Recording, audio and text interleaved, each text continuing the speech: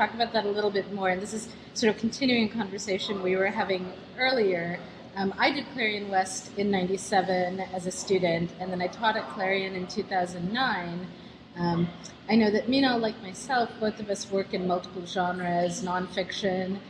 Minal writes unicorn poetry, among other things, um, but is now making a turn to fiction. So maybe if you could talk a little bit about um, here at Clarion, what have you learned? Like, what is translated over from the nonfiction experience, and what is new as you're coming to fiction? Yeah, I feel like I've always written in a lot of genres.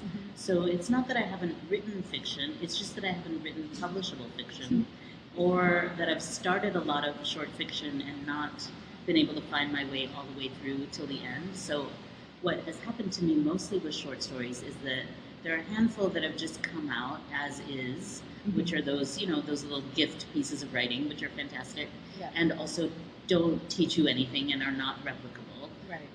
They're just sort of all one thing. Yeah. And so that's lovely and happens every, 7 years or so with a sort of flash fiction kind of story. It's funny.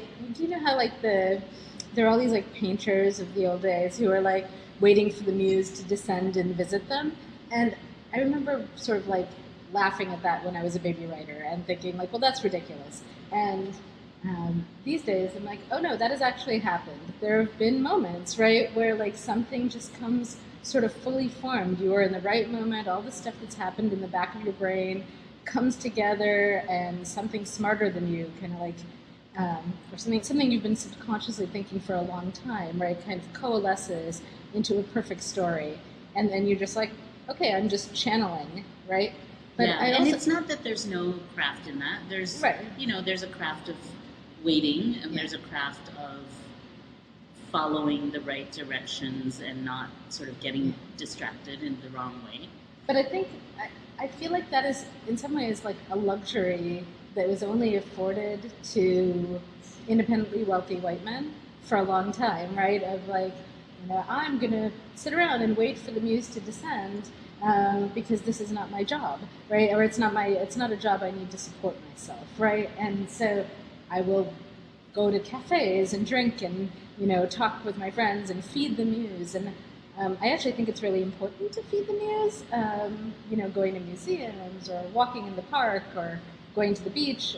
But it's so hard to make the space for that in everyday life if you do have a job and family responsibilities, right? Yeah, and that's what's really beautiful about being immersed in a long workshop like this, because it is. I love that we're talking about the muses, because I'm actually, the story that I've been walking around with this week is in part about the muses, the 9 muses. Really? That's hilarious. I didn't know that. As this girl gang in Hollywood. Nice. Who are like sort of preying on all the ambitious, talented people. Yeah, I think there's like this, for a long time I felt like, well, I studied, right? Like I'm South Asian, we want to do something, we go to school, right? Like this is the cultural training, right? Anytime I don't know what to do, I'm like, maybe I should go back and get another degree. So I did an MFA and I did a PhD in writing, and I went to Clarion.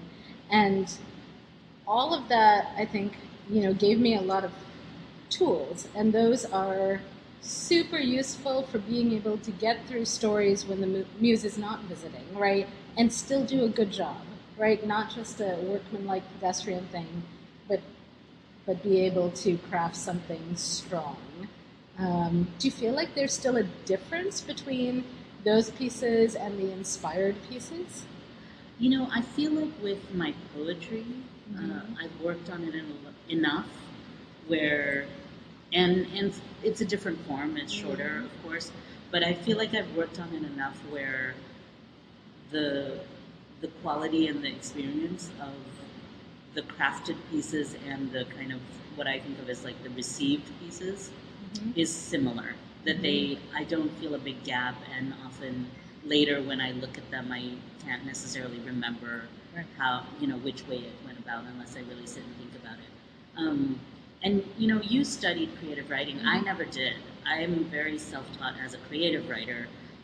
I took journalism. I studied journalism, and I think that really taught me certain aspects of the craft, like first of all, just being a really clear writer, not getting too, But you messy with the writing. And I've been an editor for a long time. right. So because I'm you good work at as working with you work people's as a writing stories. coach. You have Yes, an entire I do. business. Right. And I can really see what to do with other people's stories, even Right. even fiction. I can work with it, and I it's very clear to me. Yes.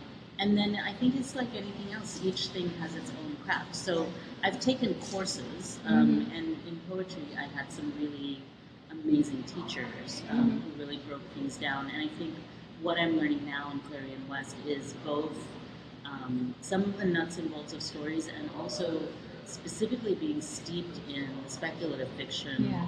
world with teachers. So the first week we had Elizabeth Ann, who was amazing.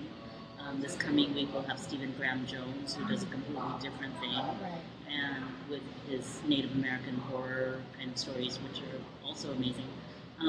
And so I think it's really such a gift to learn from all of these very different writers whose work is different, whose methods are different, and at the same time not to learn in the abstract, like here I am reading a craft book, but to learn on our actual stories. Here I am producing a story every week, and I have this story and it's got a problem, and then here's my teacher who's saying, here are some things that you do about that problem, and I sit in class and I go, oh, okay, I can draw a direct line from my problem in my story to the solutions and see which one is working.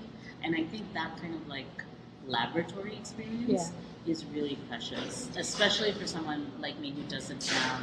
I never did an MFA or anything like that. Well, and a lot of MFAs are not very rigorous in that way, right? Yeah. And so I think there's a lot of chance in how creative writing gets taught, and Yes.